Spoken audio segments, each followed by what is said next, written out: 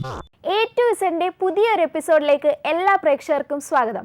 പാട്ടും ഡാൻസും ചില പൊടിക്കൈകളുമായി വീണ്ടും ഞാൻ നിങ്ങളുടെ മുമ്പിൽ A2Zലൂടെ എത്തിയിരിക്കുകയാണ്.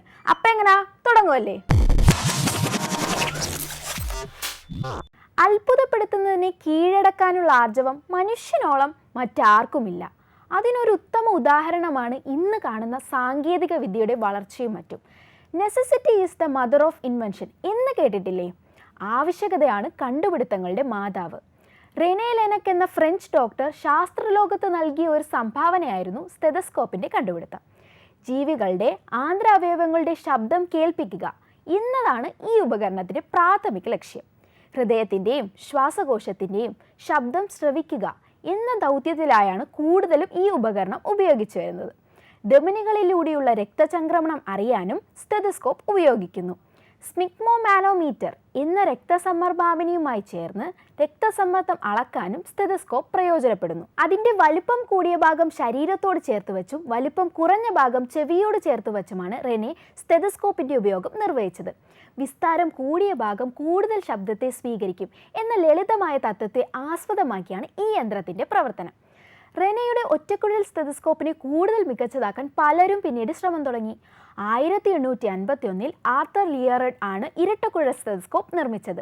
അടുത്ത വർഷം വ്യാവസായിക അടിസ്ഥാനത്തിൽ ഇറക്കാൻ കഴിയുന്ന തരത്തിൽ ജോർജ് കമാൻ സ്റ്റെതസ്കോപ്പിനെ പരിഷ്കരിക്കുക കൂടി ചെയ്തതോടെ രോഗനിർണയ രംഗത്ത് പുതിയൊരു ആവേശമായി സ്റ്റെതസ്കോപ്പ് എന്ന ഉപകരണം മാറി. ഇടവം തുടങ്ങുന്നതിന് മുന്നേ മഴ വരവറിയിച്ചു അല്ലേ? ഇടവപ്പാതിയിൽ ഇടവഴിയിലും വെള്ളമെന്നായിരുന്നു പഴഞ്ചൊല്ല്. സാധാരണ മെയ് അവസാനത്തോടെ ആരംഭിക്കുന്ന കാലവർഷം ജൂണിലും ജൂലൈയിലും തകർത്ത് പെയ്യുകയാണ് പതിവ്. ഇടവത്തിലെ മഴയെക്കുറിച്ച് ധാരാളം പഴഞ്ചൊല്ലുകളുണ്ട്. ഇടവം തൊട്ട് തുലാത്തോളം കുട കൂടാതിറങ്ങല്ലേ, ഈ പഴഞ്ചൊല്ല് കേട്ടിട്ടുണ്ടോ? ഇടവമാസം തൊട്ട് തുലാമാസം വരെ കേരളത്തിൽ പൊതുവെ മഴക്കാലമാണ് എന്ന് സൂചിപ്പിക്കുന്നു ഇത്. ഇടവപ്പാതി കണ്ട് ഓടേണ്ട, തുലാപ്പെയ്ത്തു കണ്ട് നിൽക്കേണ്ട. അർത്ഥം മനസ്സിലായോ? ധാരമുറിയാതെ പെയ്യുന്ന ഇടവപ്പാതി മഴയത്ത് ഓടിയാലും നനയും. ഇടവിട്ട് പെയ്യുന്നതിനാൽ തുലാവർഷ പെയ്ത്തിൽ എവിടെയും കയറി നിൽക്കേണ്ട, നടന്നാലും അല്പമേ നനയൂ. വലിയ ബുദ്ധിമുട്ടുകൾ ഒഴിവാക്കാൻ പറ്റില്ല, ചെറിയ ബുദ്ധിമുട്ടുകൾ സഹിച്ചാൽ നന്ന് എന്ന് സാരം. ലോക്ക്ഡൗൺ കാലം അടുക്കള ഒരു കലവറയാക്കാനും കാലിയാക്കാനും പറ്റിയ സമയമാണല്ലേ? പലരുടെയും അടുക്കളയിൽ വിവിധ വിധത്തിലുള്ള പരീക്ഷണങ്ങളാണ് നടക്കുന്നത്. A2Zൽ എൻ്റെ പാചകം മാത്രം പോരല്ലോ, കുറച്ച് പാചകവും കൂടി ആയാലോ? ഇന്നത്തെ പാചക റെസിപ്പി അങ്ങ് ന്യൂസിലാൻഡിൽ നിന്നാണ് കേട്ടോ. പക്ഷേ വിഭവം നമ്മുടെ നാടൻ പാൽപ്പേടയാണ്. പാൽപ്പേട നിങ്ങൾക്ക് വേണ്ടി പരിചയപ്പെടുത്താനെത്തുന്നു റോമിൻ ആന്റണി. നമസ്കാരം. ഞാനിന്നിവിടെ വീട്ടിലെല്ലാവർക്കും ഈസി ആയിട്ട് ട്രൈ ചെയ്യാൻ പറ്റിയൊരു സ്വീറ്റ് റെസിപ്പി ആയിട്ടാണ് ഞാൻ വന്നേക്കുന്നത്. പാൽപ്പേടയാണ്. നമുക്ക് കടയിലൊക്കെ കിട്ടുന്ന പോലെ തന്നെ വീട്ടിൽ വളരെ ചെറിയ എക്സ്പെൻസീവ് കുറഞ്ഞിട്ടുള്ള രീതിയിൽ നമുക്ക് പാൽപ്പേട ഉണ്ടാക്കാവുന്നതാണ്. അത് കുട്ടികൾക്കും മുതിർന്നവർക്കും ഒരേപോലെ ഇഷ്ടപ്പെടുന്ന ഒരു സ്വീറ്റാണ് പാൽപ്പേട അല്ലേ? അപ്പൊ അതെങ്ങനെയാണ് വളരെ പെട്ടെന്ന് ഉണ്ടാക്കുന്നത് നമുക്ക് നോക്കാം. ഇത് ഇൻഗ്രീഡിയൻസ്: 200 ഗ്രാം പാൽപ്പൊടി, ഷുഗറാണ്, ആവശ്യത്തിന് ഷുഗർ മതി. ഇത് മിക്സിയിലിട്ട് പൊടിച്ചതാണ്. പിന്നെ 1/2 കപ്പ് പാല്, പിന്നെ 1 ടീസ്പൂൺ നെയ്യ്. ഒരു പാൻ ചൂടായിട്ടുണ്ട്. പാൻ ചൂടായി കഴിയുമ്പോൾ നമുക്ക് 1 സ്പൂൺ നെയ്യിടാം.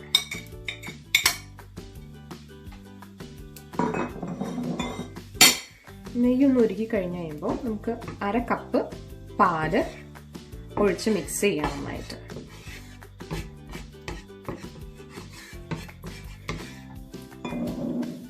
ഇപ്പം ഞാൻ 1/2 കപ്പ് പാൽ ഒഴിക്കുകയാണ്. പാല് ചൂടായി കഴിഞ്ഞിട്ട് നമുക്ക് പാൽപ്പൊടി ഇട്ട് മിക്സ് ചെയ്യാം. ഒന്ന് ചൂടായി കിട്ടിയാൽ മതി, തിളയ്ക്കൊന്നും വേണ്ട.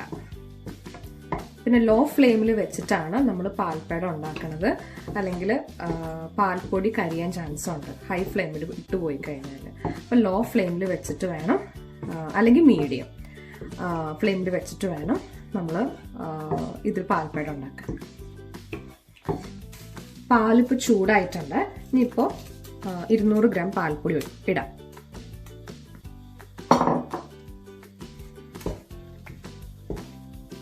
നന്നായിട്ട് ഇളക്കി കൊടുക്കും.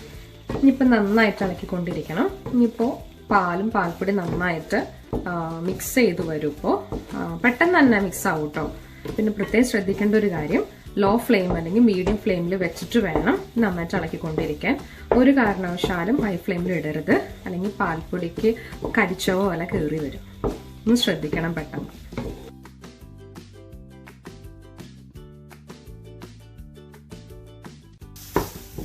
കണ്ടോ, അപ്പം നമുക്ക് നല്ലൊരു മിക്സ്ചറായിട്ട് കിട്ടിയിട്ടുണ്ട്.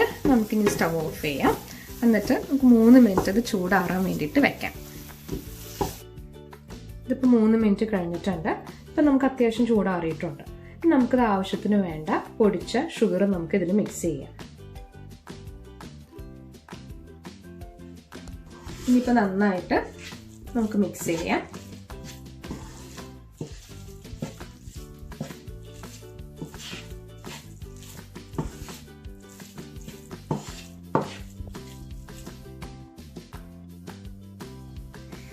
അപ്പോൾ ഞാനിപ്പോൾ ഷുഗറായിട്ട് മിക്സ് ചെയ്ത് കഴിഞ്ഞിട്ടുണ്ട്. ഇനി നമുക്ക് ചെറിയ ബോൾസ് ആയിട്ട് നമുക്ക് മേക്ക് ചെയ്യാം.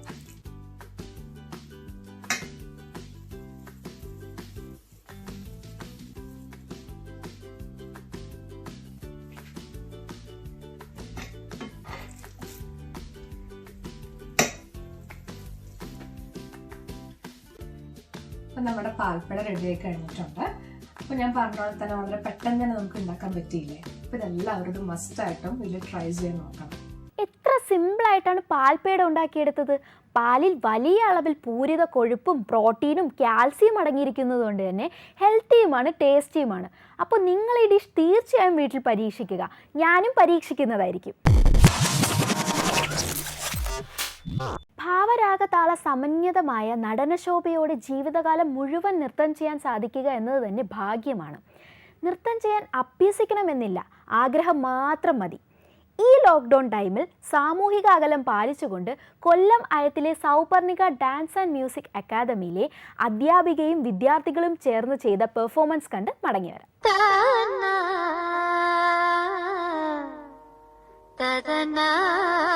ഈ ലോക്ക്ഡൗൺ കാലത്ത് നമുക്ക് ഒഴിച്ചുകൂടാൻ പറ്റാത്ത ഒന്നാണ് മുഖാവരണം അല്ലെങ്കിൽ മാസ്ക്.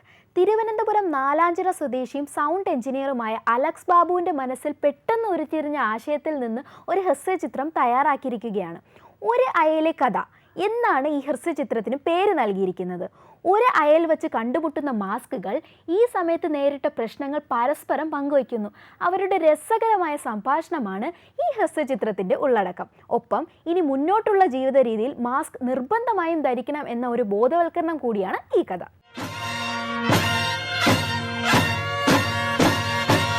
ആരെയും കാണാനില്ലല്ലോ. ഇവന്മാരെല്ലാം എവിടെ പോയി കിടക്കുന്നോ എന്തോ.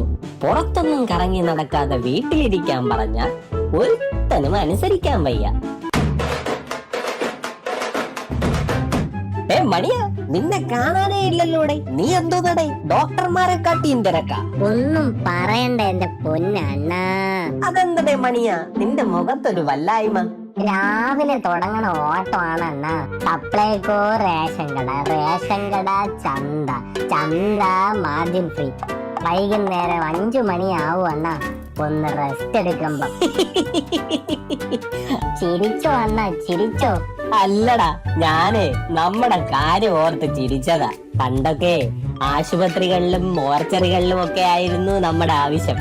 ഇപ്പോഴാണടാ സമൂഹത്തിൽ ഒരു നിലയും വിലയും ഒക്കെ വന്നത്. എന്നാലും ഉണ്ടണ്ണ ചെറിയ പ്രശ്നങ്ങള്. പ്രശ്നോ? അണ്ണ, നമ്മളല്ലേ യഥാർത്ഥ മാസ്ക്. അതെന്താടാ നിനക്കിപ്പോ ഒരു സംശയം പോലെ? അണ്ണ, ഈ സമയത്തെ നമ്മുടെ പേരും പറഞ്ഞ് നടക്കുന്ന കുറച്ചു പേരുണ്ടെണ്ണ. അണ്ണ ആ വരണ അവന്മാരെ കണ്ടിട്ടുണ്ടാ?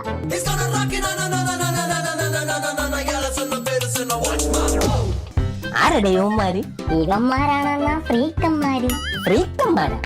അണ്ണാ, ഇവന്മാര് ജലദോഷം വരുമ്പം മൂക്ക് ചീറ്റാൻ പോകും, ഹെൽമെറ്റ് വയ്ക്കുമ്പോ തലയിൽ കെട്ടാൻ പോകും. ഇപ്പൊ ഈ കൊറോണ സമയത്തെ ഇവന്മാര് മാസ്ക് ആണെന്നും പറഞ്ഞ് മൂക്കും വായും പൊത്തിക്കെട്ടാൻ പോവണ്ണ. ഇതും വിശ്വസിച്ച് കൊറേ അവന്മാര് ഇവന്മാരെ കെട്ടി നടക്കണമെന്ന. മനുഷ്യന്മാരല്ലേടാ, ഇതിലും ഡ്യൂപ്ലിക്കേറ്റ് ഉണ്ടോ എന്ന് അന്വേഷിക്കും. ആ പിന്നെ ഇതെങ്കിലും കെട്ടി നടക്കുന്നുണ്ടല്ലോ എന്നൊരാശ്വാസം.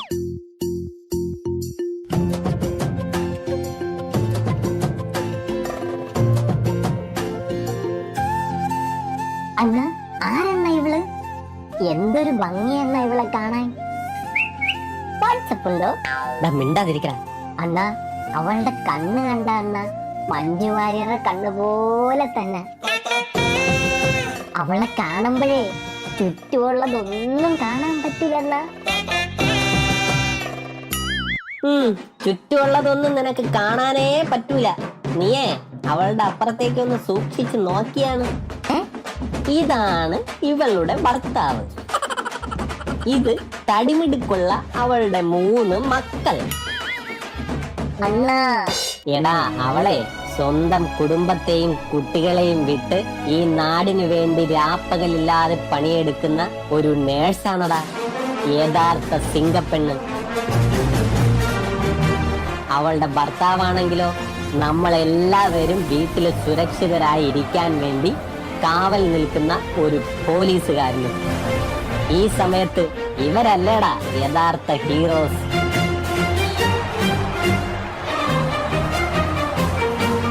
എനിക്ക് തെറ്റുപറ്റിപ്പോയണ്ണ. ചാവാൻ കിടക്കുന്ന നേരത്ത് പോലും നിന്റെ പഞ്ചാര അടിക്ക് ഒരു കുറവുമില്ലല്ലോടാ.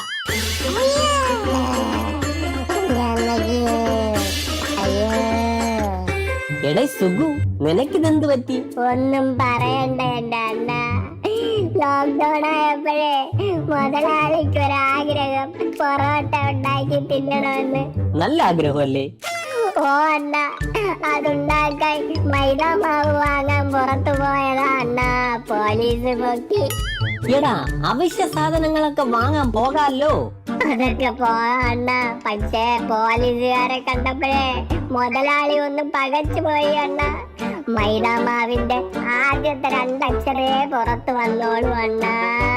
പിന്നെ ചറ വറ അടിയായിരുന്നു അണ്ണ. ഓർമ്മ വന്നപ്പോ ഞാൻ ഈ അവസ്ഥയിലായി. അത് കൊള്ളാം, കലക്കി. എടാ മക്കളെ, നമ്മുടെ വിഷമം മനസ്സിലാക്കാനേ ഇവിടെ ആരുമില്ലടാ. ഈ ലോക്ക്ഡൌൺ തുടങ്ങിയ അന്നു മുതല് ബൈക്കുകളുടെ ഹാൻഡിലിൽ തൂങ്ങിക്കിടക്കുന്നവര്, വീടിന്റെ ഗ്രില്ലുകളിൽ തൂങ്ങിക്കിടക്കുന്നവര്, റോഡിലും പൊതുസ്ഥലങ്ങളിലും ഉപേക്ഷിക്കപ്പെട്ടവര്, അങ്ങനെ എത്ര പേര്. അപ്പം നമ്മുടെ അവസ്ഥ ഇത് തന്നെ ആയിരിക്കുമല്ലേ അണ്ണ? അതിനൊരു സംശയവും വേണ്ട. പക്ഷേ നമ്മൾ ഉള്ളിടത്തോളം കാലം നമ്മളെ വിശ്വസിച്ച് മുഖത്ത് കെട്ടുന്ന ഒരു മനുഷ്യനെ പോലും കൊറോണയ്ക്കെന്നല്ല ഒന്നിനും വിട്ടുകൊടുക്കരുത്. അണ്ണ, ഈ മാസ്ക് ഒക്കെ വയ്ക്കുമ്പോഴേ മനുഷ്യന്മാരുടെ ഗ്ലാമറൊക്കെ അങ്ങ് പോവൂലേ അണ്ണ? എടാ, ഈ ഗ്ലാമറും നാണക്കേടും ഒക്കെ നോക്കി നിന്നാലേ ഈ ഭൂമിയിൽ നിന്നേ ഇല്ലാതാകും. അതിനേക്കാളും നല്ലതല്ലേടാ മാസ്കും വച്ച് ഇടയ്ക്കിടയ്ക്ക് സോപ്പോ ഹാൻഡ് വാഷോ ഉപയോഗിച്ച് കൈകളും കഴുകി കഴിയുന്നത്ര സാമൂഹിക അകലവും പാലിച്ച് നാം ജനിച്ചു വളർന്ന ഈ മണ്ണിൽ തന്നെ അതിജീവിക്കാൻ ശ്രമിക്കുന്നത്. അതെ അണ്ണ, അതെ അതെ. അപ്പൊ ശരിയടാ മക്കളെ, എന്റെ ഡ്യൂട്ടിക്ക് സമയമായി. നമുക്ക് പിന്നെ കാണാം. ശരിയണ്ണ.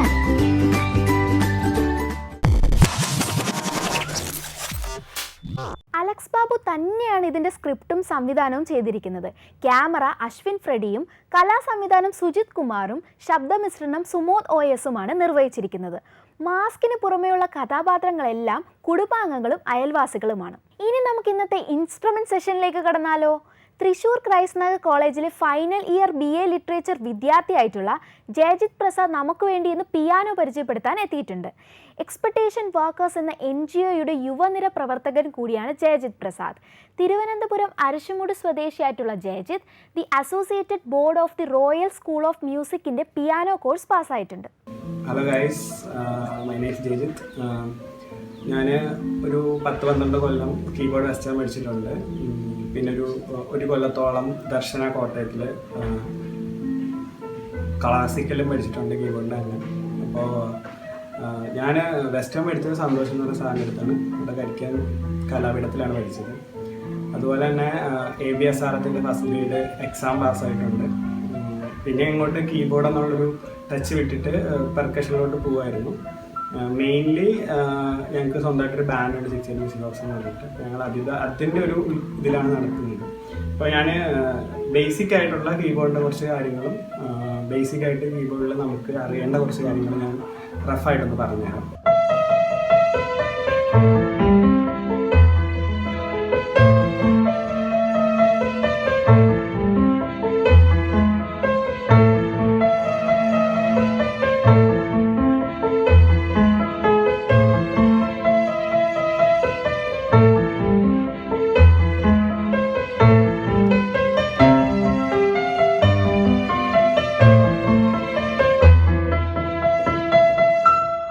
മെയിനായിട്ട് കീബോർഡിൽ 2 ടൈപ്പ് കീസാണുള്ളത്. 2 ടൈപ്പ് കീസേ ഉള്ളൂ. ഒന്ന് ബ്ലാക്ക്, പിന്നെ കീസ്.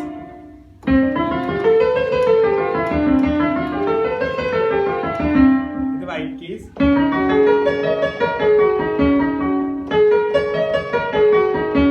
ഇത് ബ്ലാക്ക് കീസ്.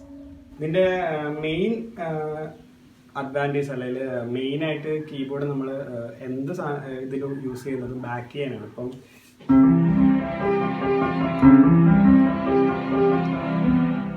ഏത് പാട്ടിനാണെങ്കിലും മെയിനായിട്ട് കീസിൻ്റെ യൂസ് എന്ന് പറയുന്നത് ഇംപ്രവേഷൻ. ഇപ്പോൾ എന്തൊരു സോങ് എടുത്താലും അതിന് മെയിനായിട്ട് നമുക്ക് കീസ്, ഒരു കീബോർഡ് മിഡി കീബോർഡ് ഉണ്ടെങ്കിൽ നമുക്ക് ഇപ്പോൾ ഒരു വീട്ടിലിരുന്ന് തന്നെ സോങ് ക്രിയേറ്റ് ചെയ്യാൻ പറ്റുന്ന രീതിയിൽ നമ്മുടെ ടെക്നോളജി മ്യൂസിക് സിസ്റ്റം വളർന്നിട്ടുണ്ട്. അതിന് മെയിനായിട്ടുള്ളൊരു പാർട്ട് വഹിക്കുന്ന ഒരു ഇൻസ്ട്രുമെൻ്റാണ് കീബോർഡ് എന്ന് പറയുന്നത്. പലർക്കും തെറ്റിദ്ധാരണയുണ്ട് കീബോർഡും പിയാനോയും തമ്മിൽ. Piano is entirely different account to keyboard. അതിന് പ്രധാന കാരണം എന്താ വെച്ചാൽ പിയാനോ എന്ന് പറയുന്നത് പ്ലേ ചെയ്യാൻ കുറച്ച് ബുദ്ധിമുട്ടാണ് കീബോർഡ് പോലെ. കീബോർഡ് എന്ന് പറയുന്നത് ഇലക്ട്രിക്കൽ ഇൻസ്ട്രുമെൻ്റാണ്. പിയാനോയിൽ ഒക്ടേവ്സ് കൂടുതലാണ്. ഒക്ടേവ്സ് എന്ന് പറയുന്നത് 1 C to other C ആണ് ഒരു ഒക്ടേവ് എന്ന് പറയുന്നത്. അപ്പോൾ ഒക്ടേവ്സ് കൂടുതലാണ് മറ്റേ പിയാനോയിൽ നോക്കുമ്പോൾ. അതൊരു പിയാനോ പ്ലേ ചെയ്യാൻ കുറച്ച് എന്താ പറയുക, കുറച്ച് പ്രഷർ അപ്ലൈ ചെയ്യണം. പക്ഷെ അതേപോലെ അല്ല കീബോർഡ്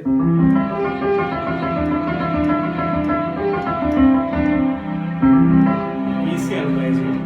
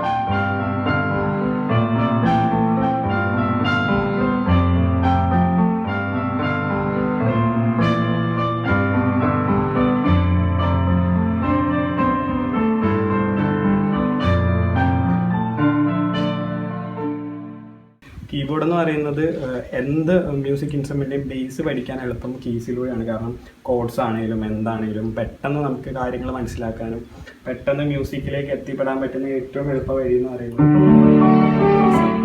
ഓക്കെ, അപ്പോൾ താങ്ക് യു ഗൈസ്. നല്ലൊരു ഇൻഫർമേഷൻ ആണെന്ന് വിചാരിക്കുന്നു. ഓക്കെ, വിരലുകളുടെ മാന്ത്രിക സ്പർശം കൊണ്ട് നമ്മുടെ ഏവരുടെയും മനം കവർന്നു ജയജിത്ത് അല്ലേ? ഇനി മറ്റൊരു അനുകരണ കലാകാരനെ പരിചയപ്പെട്ടാലോ? ഞാൻ ഷമീർ ഖാൻ പള്ളിപ്പുറം, മിമിക്രി ആർട്ടിസ്റ്റാണ്. ഇപ്പോൾ വഞ്ചൂർ കോടതിയിലും ജോലി ചെയ്യുന്നു. ഈ ലോക്ക്ഡൗൺ പീരീഡിൽ നിങ്ങൾക്കായി എൻ്റർടൈൻമെൻറ്റിനായി കുറച്ച് ശബ്ദങ്ങൾ അനുകരിക്കാൻ ശ്രമിക്കുകയാണ്. ആദ്യമായി മലയാള സിനിമയിലെ നിത്യഹരിത നായകനായ ശ്രീ പ്രേം നസീറിൻ്റെ ശബ്ദം. എൻ്റെ പൊണ്ണു ചെല്ലമ്മ, ചെല്ലമ്മയ്ക്ക് ഓർമ്മയുണ്ടോ എന്നെനിക്ക് ഓർമ്മയില്ല. ചെല്ലമ്മയും ഞാനും ഒരുമിച്ച് അല്ലിമലക്കാവിൽ പൂന്തേൻ കഴിച്ചതും, ചെല്ലമ്മയെ ഒരു കുഞ്ഞ് കരിവണ്ട് ആക്രമിച്ചതും, ചെല്ലമ്മയെ ആക്രമിച്ച അതേ കരിവണ്ട് നമ്മെ ആക്രമിച്ചതും എല്ലാം എൻ്റെ ചെല്ലമ്മ മറന്നു. ഒന്ന് ചിരിച്ച്. അങ്ങനെയല്ല ചെല്ലമ്മ, ദേ ഇങ്ങനെ. മലയാള സിനിമയിലെ തന്നെ സഹനടനും മലയാള സിനിമയിൽ ഒട്ടനവധി സഹനടൻ കഥാപാത്രങ്ങൾ അവതരിപ്പിച്ച സുപരിചിതനായ ശ്രീ ജനാർദ്ദനൻ്റെ ശബ്ദം, അദ്ദേഹത്തിൻ്റെ ശബ്ദമാണ് അടുത്തതായി ഞാൻ അവതരിപ്പിക്കാൻ പോകുന്നത്. ഒന്നല്ല 1000 വട്ടം പറഞ്ഞു, കൊച്ചു പിള്ളേരല്ലേ, പോട്ടെ പോട്ടെ എന്ന് കരുതി സമ്മതിക്കില്ല. അടച്ചൊടിക്കടാ, എൻ്റെ കാലല്ലേ, അവൻ്റെ കാലം അടച്ചൊടിക്കാൻ. തീ പൊന്നപ്പനല്ല, തങ്കപ്പൻ തങ്കപ്പൻ. എന്നും മലയാളികളായിട്ടുള്ള നമുക്ക് ശക്തമായ കരുത്തുറ്റ കഥാപാത്രങ്ങൾ സമ്മാനിച്ച മലയാള സിനിമയിലെ ശക്തമായ കഥാപാത്രം ശ്രീ മുരളി. ശ്രീ മുരളിയുടെ ശബ്ദമാണ് അടുത്തതായി അനുകരിക്കാൻ ശ്രമിക്കുന്നത്. എടോ, താൻ പറയുന്നതൊക്കെ ഞാൻ എൻ്റെ ചോരയിൽ നീര് കൊണ്ട് തൊണ്ടാക്കിയെടുത്താണ് ഈ പത്രസ്ഥാപനം. അത് വേണമെങ്കിൽ തനിക്ക് തച്ചുടയ്ക്കാം, തല്ലിച്ചതയ്ക്കാം. പക്ഷേ അതിന് താൻ ഒന്നുകൂടെ ജനിക്കണം, നായായും നരിയായും പിന്നെ നരനായും. ഭാവൂല്ലേ? അടുത്തതായി മലയാള സിനിമയിലെ സഹനടൻ ശക്തമായ കഥാപാത്രങ്ങളിലൂടെ എന്നും എക്കാലത്ത് ന്യൂജൻ സിനിമയിലും തിളങ്ങി നിന്ന ശ്രീ ലാലു അലക്സ്. ശ്രീ ലാലു അലക്സ് അദ്ദേഹത്തിൻ്റെ ശബ്ദമാണ് അടുത്ത് അനുകരിക്കാൻ ശ്രമിക്കുന്നത്. ഒരുപാട് കാലം ഞാൻ പേഴ്സണലായിട്ട് പറഞ്ഞു, ഇനിയൊരൽപ്പം ഓപ്പണായിട്ട് തന്നെ പറയാൻ പോവുക. എബിയും സോനയും ലോകത്താർക്കും തന്നെ പിരിക്കാൻ സാധ്യമല്ല. എബി കരഞ്ഞാൽ സോന കരയും, സോന കരഞ്ഞാൽ പിന്നെ അവിടെ അമ്മ കരയും. എന്താണെന്നറിയില്ല, ഈയിടെയായി എന്തു പറഞ്ഞാലും പൊട്ടിക്കരയും.